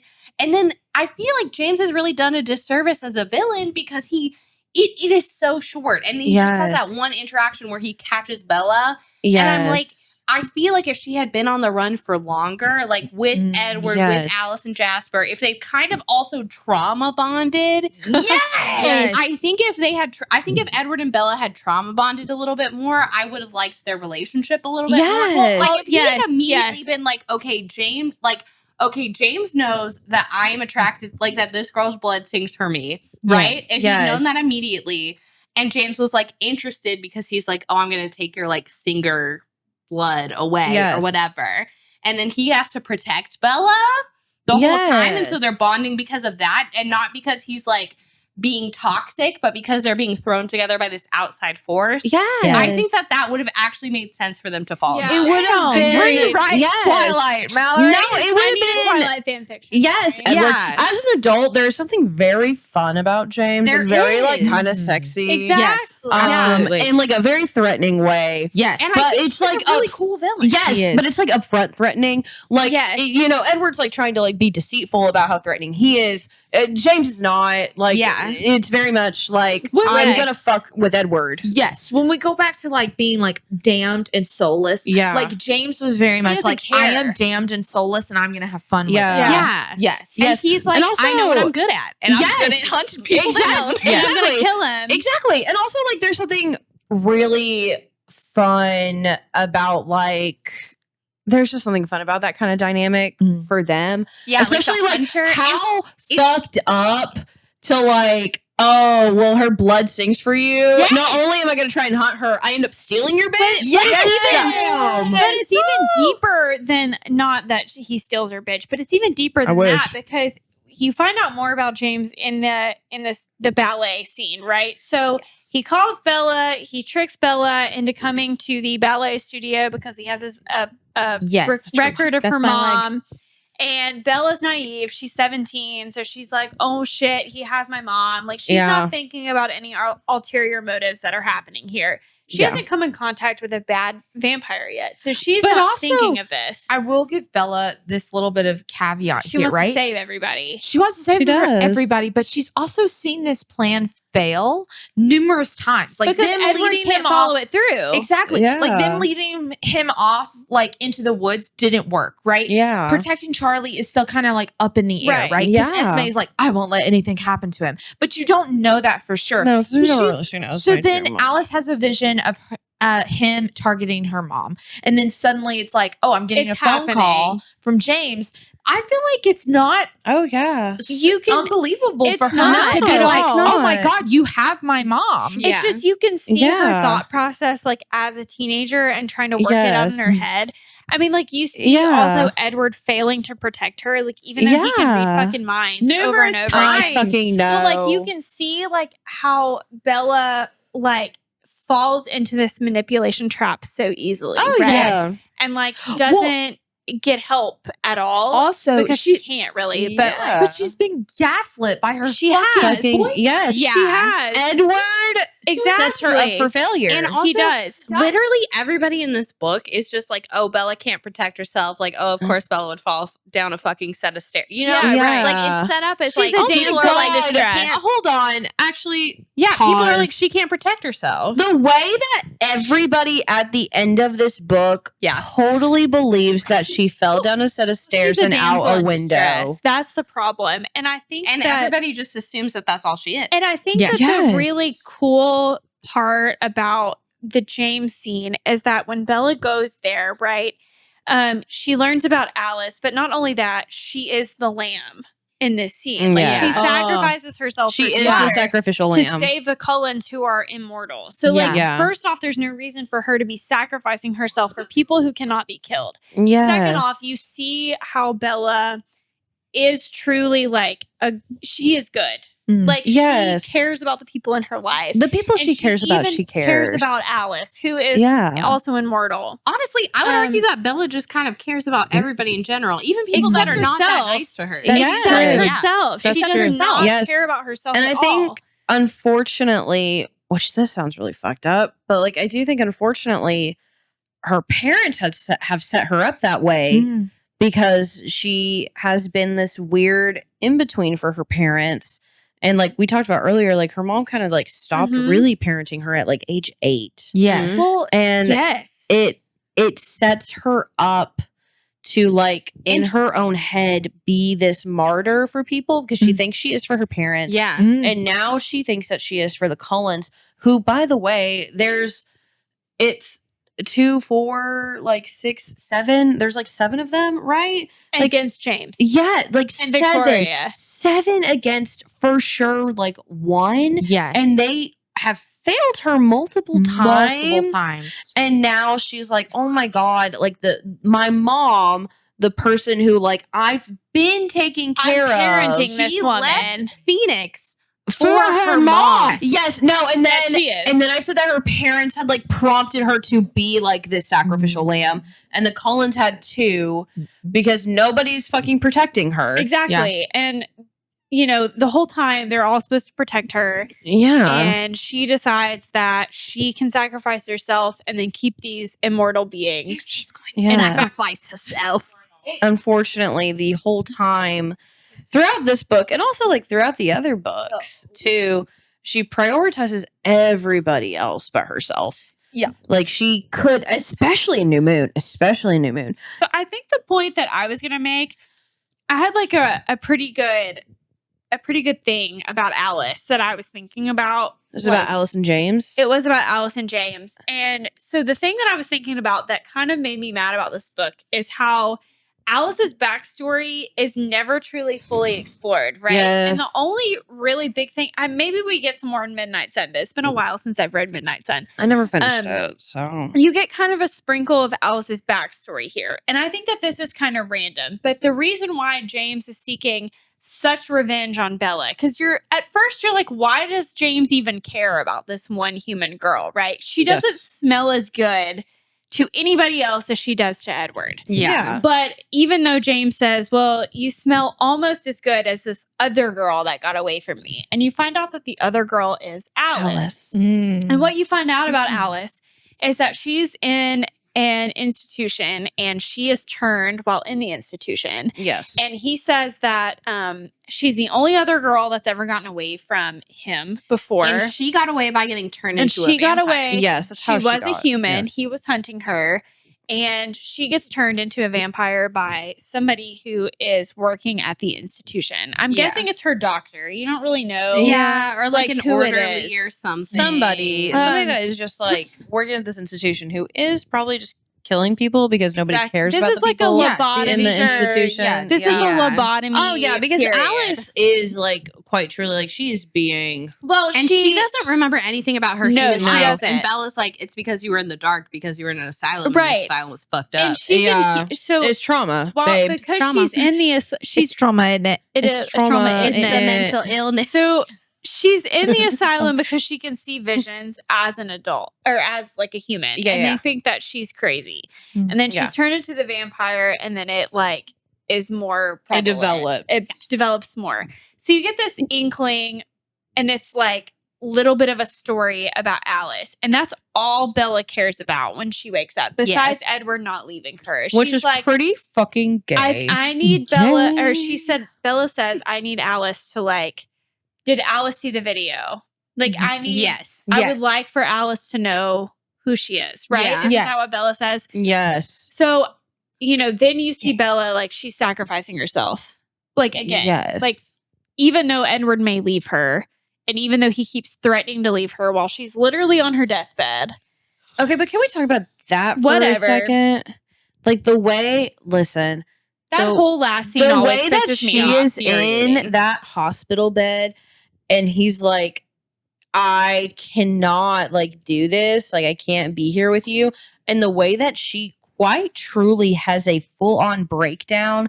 And the way I used to like really, really hate that moment. And I was like, oh my God, Bella, like this is very manipulative. But in hindsight and upon like rereading that as an adult, it's very much like, no, a 17-year-old would act that way and would Also, react he's set that her way. up to act that way because he has Yes. at every single moment been like very, very aggressively like love bombing her. Yes. And then pulling away and being like, Well, I will leave. Yes. And then making also- her but go harder. It's the trope, though, for the time, right? It's the trope for like, oh, I'm the damsel in distress. Oh, just kidding. No, I'm not. Like, I'm going to sacrifice myself. They don't need me. I need them, but they don't need me. If I die, they'll continue to live, and it doesn't matter. It's like I don't exist anymore. Okay, Bella. She is the superhero of the story, right? Because she's a lowly human that sacrifices herself for immortal beings. But at the end of the book, you have to see Edward as the superhero. So she is turned into this damsel in distress, which you see in New Moon. You no longer see the hero of the story until Breaking Dawn. Yeah. And until Eclipse, again, when she sacrifices herself. So that's the point of the story, is Stephenie Meyer is trying to turn Bella into a martyr, right? And Bella sees herself as a martyr because you can't have an immortal being as a hero. Yeah. And also, there's literally nothing else that Bella can add to the situation other than because that's the only thing she can do that the others can't is die. That is true. And nobody else is looking out for Bella. Like, Bella is literally looking out for everybody else. But herself. But herself. Yes. And in that hospital scene, I think reading it the first time, you're like, oh my God, no, Edward, please don't leave. And you get sucked into that thing. Yeah. But reading it back as an adult, I was just overwhelmed with how much no one is looking out for Bella. She is the person with the least amount of age. Like, she is a child. She's not experienced But life. she's selfless. And she's she's willing to sacrifice herself. She loves people so much. Everybody else in the situation, her parents, the Cullens, they all have more resources and more agency than her. And they don't use it to protect her. Well, and you see that over and over again, right? Like, the only time that you ever truly see a damsel in distress is the end of Twilight and the beginning of New Moon. And then you see, again, the martyr, which nobody else is willing to sacrifice themselves for Bella. But you know who also recognizes this is James. Because James, he's a real man, right? He's like, real man. They're not going to come for you. They failed me. You know, they failed in my plans. They haven't seen where I'm going. And, you know, they're not going to come for you. Like, they're never going to come for you. Or he's like, they're not going to come for you. They're going to Yeah. come avenge you. Yeah. And when they do, that's exactly what I want. Okay, but the way that this could have been a really fun revenge story. It could have been. If he could have just turned Bella and then she was bitter. I know. Yeah. And then Bella having to realize that nobody else in her life was Avenged willing her. to save her. Yes. And then she has to learn Ooh, to yes. save herself and choose herself. Right, because Mallory. she never chooses herself. In any of the books, except for in Breaking Dawn, when she tells Edward that she's keeping the baby. You have to, because But I'm even keeping then, the baby. She's not choosing herself. She's choosing a baby. choosing the baby. Yes. Which is So a very she never is Mormon really viewpoint. just like autonomously choosing herself. And you think, like, teenage me thought reading the book, okay, this is Bella choosing herself because she's choosing this love. This relationship, this relationship. marriage. And But she's adult me not. is like, no, she's not choosing this love. She's not choosing this relationship. No. He is also not choosing her back. He is just choosing, like, he is making this relationship what he wants it to be. Yes, And he's nobody so cares about what selfish. Bella wants. You know how we're rewriting this in our heads right now? Yeah. We're rewriting it as if Sarah J. Maas fucking wrote it. I'm going to tell you right now, literally I feel like I'm Agreed. learning so much by listening to your perspectives. Like, I've had a long time to think about this. really enjoyed Twilight. No. And we did Yes. Yeah. in a very different sense. Yeah. But we were also the target demographic. Yeah. Yeah. And I also, so this is leading me to my next and final point of this podcast. Laura's thesis. Laura's thesis. Let me wrap call this one a up. thesis. I could go on Laura's for hours thesis. more, but here's where we're going to go. You can argue that there are two people who care about Bella in this book, right? Yes. Well, Yes. actually three if you count Renesmee, but we're not to her yet. So two. I actually wouldn't even count that one. I But that's wouldn't a whole even either. different. Yeah. So the first person is James. Okay. So Yeah. James cares about Bella, but not in the sense that, you could argue. Yeah. He cares about Bella in the sense that, like, she is his ultimate target. She is his ultimate prey. Mhm. And he's the only one that recognizes that she is just a lowly human, that she's dispensable to the Cullens, Mhm. just like Alice was. Mhm. Right? So you have James. The other person you have who actually really truly cares about Bella is my boy, Jacob. Jacob only appears for 0.5 seconds in this whole book. But to be fair, this is written before Stephenie Meyer had planned for Jacob to be. Breaking Dawn was written first. The character assassinate our boy. Breaking Dawn was written in her head first, right? Yeah. She knew what how about Breaking Dawn. Yeah, she knew how she wanted it to end. But like this love triangle and like Jacob was never originally a part of it. Yeah. He is just originally like this childhood friend that she talks to and gets information out of. So let's talk about Jacob. Jacob is one of my favorite characters in this whole book, despite other than the villains. I like the villains too, but Jacob I love because Jacob is 15 when we're meeting him for the first time. He's a little baby. He's a baby. Bella's 17. So the way we meet him is Bella arrives in Forks. Charlie says, "Oh, I bought you a car." And she's like, "Oh, you don't have to do that. I was going to buy my own car." But she's grateful for the car that he buys her. And Jacob and Billy show up, with the car. And she talks to Jacob for 0.5 seconds. And she's like, "Oh, I remember you from when I was a kid." Jacob's like, "Yeah, I remember you too." The first interaction her and Jacob have is when they're on the beach in La Push with her friends. La Push. We'll tag the creator of these shirts in the comments because she's amazing. I have one too, but I decided to be Nosferatu. Anyway, so we meet Jacob on La Push, and Bella is flirting with him in order to get information about the Cullens. Because at this point, she has a theory that the Cullens are vampires, but she doesn't know how to express this theory. She hasn't put it all together. Yeah, she hasn't confirmed it yet. She has not confirmed it. So she knows that Jacob may know something, but Jacob is super innocent in this episode, and in this episode, we'll get to Breaking Dawn when we get to Breaking Dawn. In this episode, you know what crimes you committed, Stephenie Meyer. Sweet. He's such a sweet boy. He's 15, she's 17, and Bella's flirting with him to get information out of him. Yes. So let's talk about Jacob's character as he's introduced in this book, because obviously we are further introduced to him in New Moon, when he's older. He's like 16, 17, because I think she's like, but Twilight, she's not graduating until like 18. Twilight Jacob is so sweet. He's literally like this little baby that's like almost a little starstruck by like this childhood friend of his who's super hot. Yeah, who all the boys want. So, brief break. We were talking about Jacob and how he literally is a puppy dog. Spoiler alert, he's a werewolf. We love baby Jacob. Wait, what? He's a werewolf? Sorry, he's a shapeshifter. Yes, I'm sorry. He's a shapeshifter. That's a complicated situation. That's a complicated bullshit Not thing. for this book, because he doesn't even know yet. Okay, but No, Jordan, we can't talk about it. No. I have nachos to eat. No. This is for our new moon episode. Jordan, save it.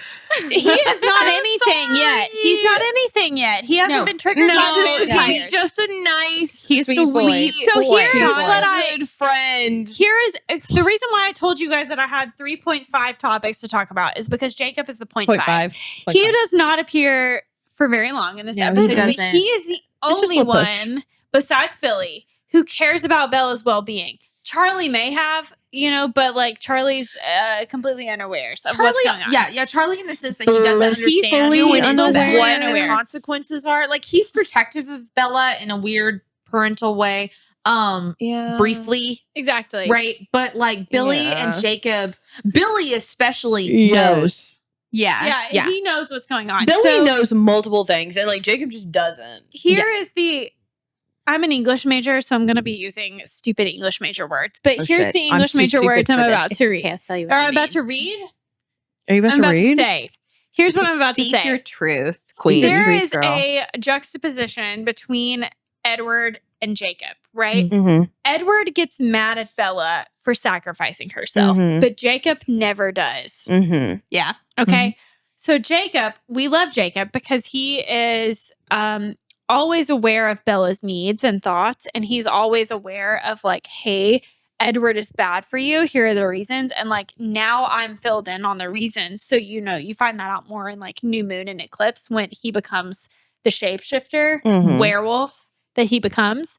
But in Twilight specifically, Jacob is paid by Billy to come and tell Bella about the dangers of the vampires. And even though he does not believe it himself, he is constantly looking out for Bella's needs. And so I think that Jacob is one of my favorite characters in this book because he is so selfless. He is selfless in a way that Bella's not able to be. Also, when he's telling her, I really appreciate Jacob in this book too, because it's like, it's obvious that he has a crush. He loves Bella. But he doesn't make it Bella's problem because he's kind of like, I know that she's with Edward, and like, I'm not telling you that Edward is bad for you because I don't want you to be with him. And he also I'm knows just that telling she's you because my older. dad is paying me for this thing that I need.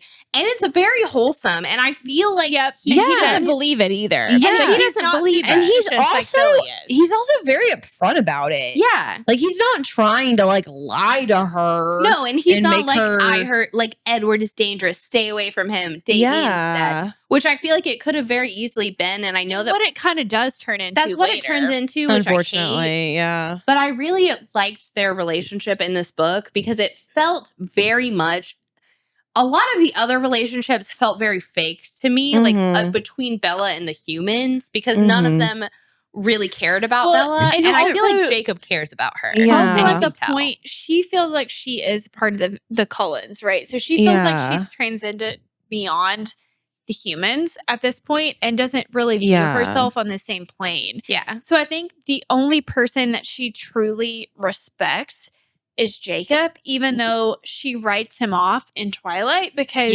she's like, oh, he just doesn't really know what he's saying. He's just trying to get he's just 15. I also do wonder if Bella, like, because the werewolves in New Moon, we find out that they turn into werewolves because of proximity to vampires. I wonder if Jacob had been a werewolf in this book and she had known more about the wolf's perspective before she was like so head over heels for Edward, if that would have made it more of like a, you know, kind of like a fair competition, I guess. Yeah. Because by the time we get to the wolves, we're like, it's not fair. okay, well, she's already so entrenched with the Cullens. That's true. Yeah. And she's already picked a side. And then they're like forcing her to like hate these people that she already cares about.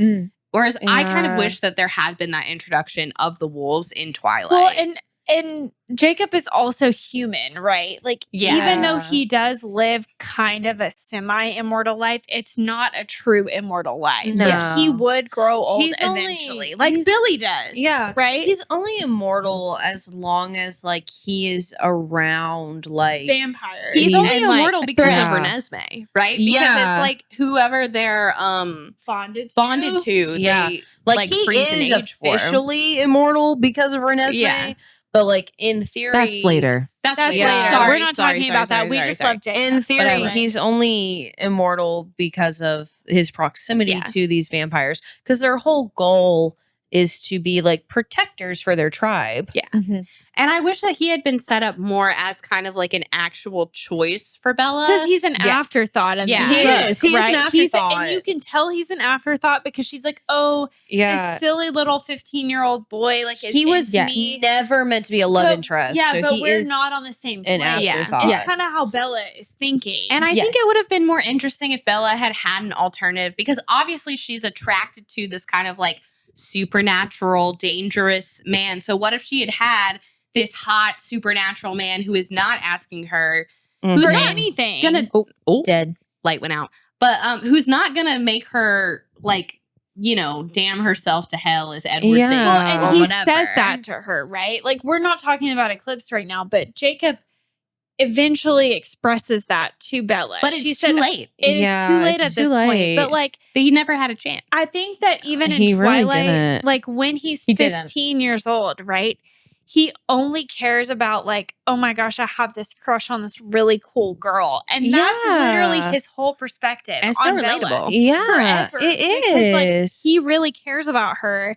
And like, maybe I'm biased because I was Team Edward But as I've gotten older, I'm now I was Team always Jacob. Team Jacob. Also, I'm they Team spend Jacob. so much more time together. They do. I mean, they do. spend the same And amount of he time sees together that in All Twilight. of that time as that Edward does. Edward is in Italy, she spends it with Jacob and the werewolves. Yes. Yeah. She spends the that werewolves whole are time But even with them. in Yes. Twilight, like at the point at which Bella is saying, I'm irrevocably in love with Edward, she knows probably more about Jacob because they were Than she knows childhood about friends Edward. than she does about Edward. So it's like, I don't know. He unfortunately was like always set up to fail because he was never meant to be a love interest. And also Stephenie Meyer had like literally based him off of her brother.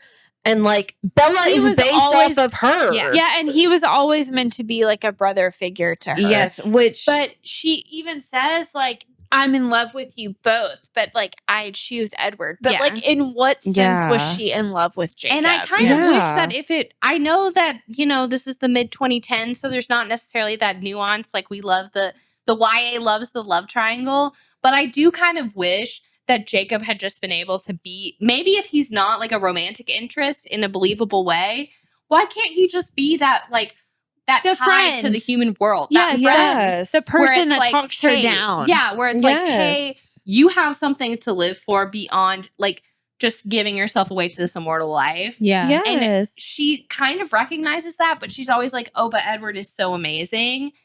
And reading it back, it's like, He's not. he's not. Well, he's obviously just And not. also, I think the thing that I like about Twilight as an adult is like you see the differences between the two, right? Like you see Oh yeah. Bella's ties to the mortal world and you see her ties to the immortal world.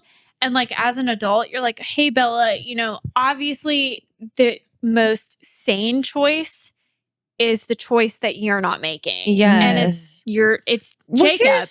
Yeah. And she sees herself like even now, even though she's not a vampire, and in that Yeah. last scene where he like kisses her throat, right? And she Yeah. thinks that she's gonna become a vampire. Yeah. She already Ew. sees herself in that light, Yes. yeah. right? She sees herself Yes. as beyond As the the other. mortal realm. Yeah. Yeah. Even in the other books, except for New Moon, I think, because she's spending so much time with Yeah. Jacob. Yes. But like that's, in Twilight, Yeah. she's already seeing like her future self because she's locked in on Yes. Alice's vision. And Yes. here's the thing too. Like, she's fucking 17. Like, What do you know at 17? We have all been 17. What do you know and at my 17? life is astronomically better as an adult than In it ways was at that 17. I could not have even pictured the life that I Exactly. have now. Absolutely. Like, I mean, like a 17-year-old me would never imagine this right now, Yeah. what we're doing. Or Am I marrying someone that looks exactly like Edward Cullen? no. Facts.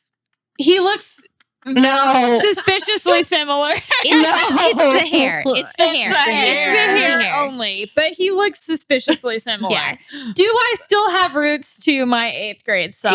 Yes. Unfortunately, We I all do because it do. built us as people. Yes. Like, these are all things that are intrinsically a part of ourselves, but we are not the same people we were when we were 17. Absolutely No. not. And, And Bella wasn't And either. Bella doesn't get the chance to not be because she's that. 18 when she's True. turned, right? I just- Or Yes. 19? Yes, Yeah. and then she's like 18 and she makes a big deal out of being older 18, than she's older than him. Yes. Bitch, you're a year older. Shut the fuck And also he's been up. alive for like over 100 years. Yeah. But that's beside the point. That's beside the point. But like Beside the point. she never gets the chance to like actually be this adult that she thinks that she is, right? Yeah. She thinks that she's this adult and she's not. And she thinks that she's above Jacob. Yes. Because the whole Yes. time she's like, oh, he's just a stupid little 15-year-old who which has a is- crush on me. Which he is.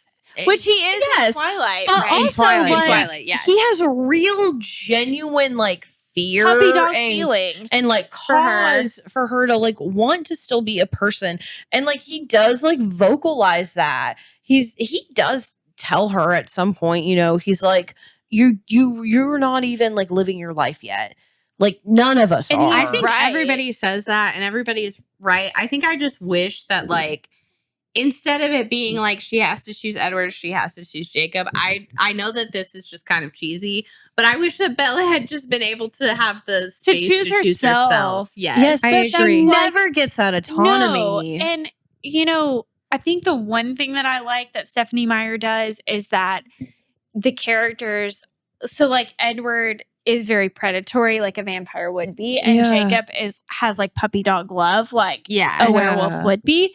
And I love like how black and white that love interest is. But at the same time, it was also written at a time where Bella could not choose herself. Because you already have the Hunger Games and you already have 2005? Divergent. Like, Yeah, it's where a very Katniss different has to time. choose herself. I where think if somebody else Yes. had written this in a different time, if maybe it had been could have written been now, If it it might had been have written been now, it would have been different. very different. But I think that, like, for the time that it was written, it's really cool to see how, like, you know, Jacob is like the puppy dog. Like, oh my gosh, like I love this older woman that I grew up with. Like, Yeah. we've all been there. We've all had that like one little friend that we're like, oh my gosh, like I loved that person as a child, Yeah. you know? And then you have like your one true like high school love that you have, and you're like, oh, but he was a shitty person because he or she, whoever you choose, is a shitty person because they're like the bad, you know, in the relation. Like we've all can relate to what Bella has gone through in every book, you know? Yeah. To an extent. Yeah. And I right? think that's part of why I feel like going back and reading it was so, it kind of, why that whole Twilight resurgence happens, because Bella is so relatable. And it happens every few years. Yeah. And it's like, this is not just like a YA novel. It changed the way that YA novels operate. It did. And nobody has been able to Nobody's changed the game like replicate that until Sarah J. Maas did it with ACOTAR. Which I don't think isn't is YA. not the controversial same. take. ACOTAR is not YA. It's not YA at all. But like in terms of the way that the love It's new interests adult. work, it New is. adults. It is. Yeah, and in terms that of the weird way new genre that like that nobody really knows what to it's do like with. it's similar in the way that it took the YA adult culture by storm, right? I think so. Yeah. Like, the love interests are interesting. The world building is interesting. And in my opinion, Twilight is written much better than ACOTAR is. I love ACOTAR with my whole heart, but this is written. I haven't read it, so I have no I love idea. it so much. Just wait.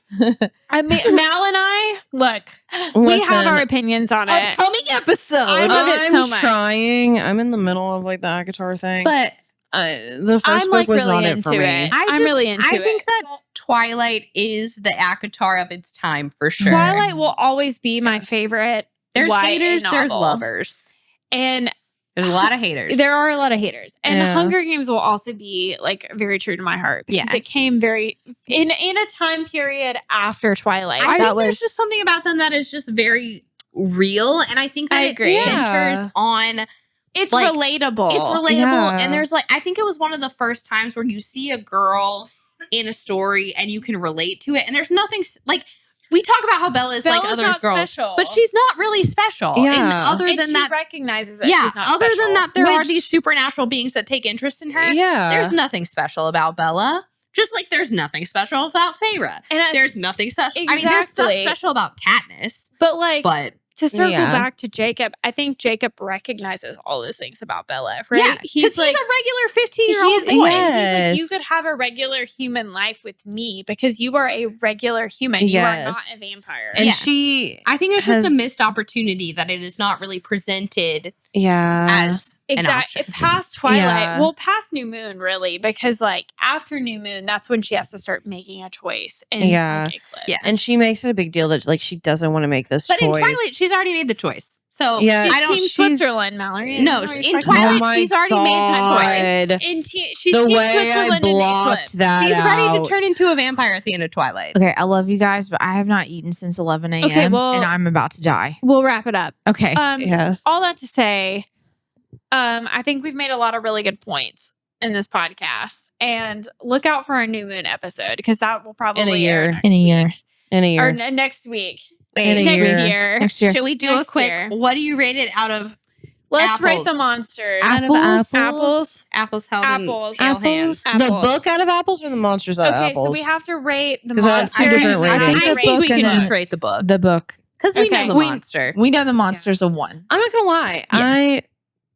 I honestly rereading Twilight as an adult, I think I did enjoy it more and differently than I did as a little preteen. Agree. I honestly, I I would give it a solid like 8. 8 out of 10 apples. 8 out of So 10 you're apples. doing 5 apples. 5 Oh, apples. we can do doing 10. We can do 10. I think we normally do 5, but Do we can do we? 10. We can do 10 I because don't we're all remember. intoxicated. So Yeah. we can do 10. 10. I give it like an 8 out of 10. 8 out of 10. Wow. Yeah, I think I'm going to go a 9 out of 10. Shit. Oh. Okay, so let me explain a real brief description as to why. I think that Edward is a really good villain in this story. I agree. And I think that he's a good villain in the sense that we thought that he was good when we were kids. But Yeah. I think now reading it, you're like, shit, that was a really toxic relationship Yeah. Mm. as an adult. And I think that he's really good in the sense that he is like predatory and he is sexy and Yeah, mysterious. I didn't really and read all it of as that like a stuff. romance the second time Right. around. Yeah. And he's like, Yeah. he's very good at gaslighting. He's very good at manipulating. And I think that he is a very good monster in the sense that he's not a like true monster because he's just a vampire, right? But that he's like really good at being the predator. Mm. And I think that I really like that about him because he's like, he's everything now that I'm like looking back on and I'm like, shit, that's a good villain. You kind of love to hate him. You do. Yeah. And I think that's why I like him in the sense that he's manipulative and a Yeah. gaslighter more than he is a vampire. And I feel like he's good at it because Yeah. he is a predator. Yeah. Gaslight, gatekeeping, girl bossing since the Spanish flu. He has been. flu. He's good at it. I Yeah. would say if we're reading it as a romance, I would say probably like 2 out of 10, not a good romance. Yes. If in my fanfic rewrite of them as a horror movie where the Cullens are villains, 8 out of 10. I love it. I live for it. In my head, 8 out of 10. In Yeah. reality, 2 out of 10. Our conversation makes it an 8 out of 10, but like our as conversation a romance, it's may it's not like make a 2. sense to anybody else. Yeah. But our conversation to each other made complete and It's total the sense. brain cell popping around. What do you think, Micah? I'm gonna Nosferatu. Nosferatu is going to give that a review. I will say that while reading this as an adult gave me a different perspective on Bella, I still did not enjoy it. Facts. I don't find it very compelling. I don't think that the stakes are very high. I think it's a lot of dramatic shit that doesn't need to happen. Mhm. Facts. So I think I'll give it a 5 out of 10, I guess. Like, I mean, it's not generous. It's not the worst, but it's It's also a good talk. It's a good also- discussion. Yeah, like I think that kind of your perspectives have helped me kind of like enlighten to some of the characters, but a lot of the times I just feel like a lot of it is not necessary or not very high stakes in the sense of like It's over dramatic to be over dramatic. Yeah, it is. It's a Um, teenage YA novel. it is. And so I think that's why I can give it a 5 out of 10, but it's still not my favorite thing. I'll take Anne Rice any day. I mean, I think that's fair. I think we all have a vampire. if you're crush. Mal Yes. and I who read into everything because we were English majors and that was like what you were taught to do, anything can be interesting. That's true. That's true. I think for me, it's just like I like rewriting it in my head. I really liked reading it. Me and being with like, everything. but what if they were evil? like Yeah. reading a 2005 novel in 2023 definitely was It like is yes. it's definitely Also- interesting. It changes your her perspective. on the internet and her like emailing her mom. I love that none of like- them had cell phones. Yeah, I know. Yeah. Right? She had like a shitty like little Yeah. like you know with the razor Yes. phone situation is like what I Like she imagined was in her high having. school, literally when my brother was in high school. Yeah. Like But we're wrapping it up so Mike We can are eat wrapping her it up. nachos. I need to So- eat nachos. Stay tuned for our new moon episode, which probably won't air until next year. Next but year. we are Thank going to do a new you. moon episode. Yes. And we also hope stay that- tuned for our ACOTAR episode, Yep. which we teased here. And Yeah. we hope that you can follow this episode. yes. But we Oh, had I'm a sure really there's- great time. I'm sure there'll Thank be some you. good stuff. Yeah. Thank you so much for listening. Thank you. All our Bye. socials are linked below.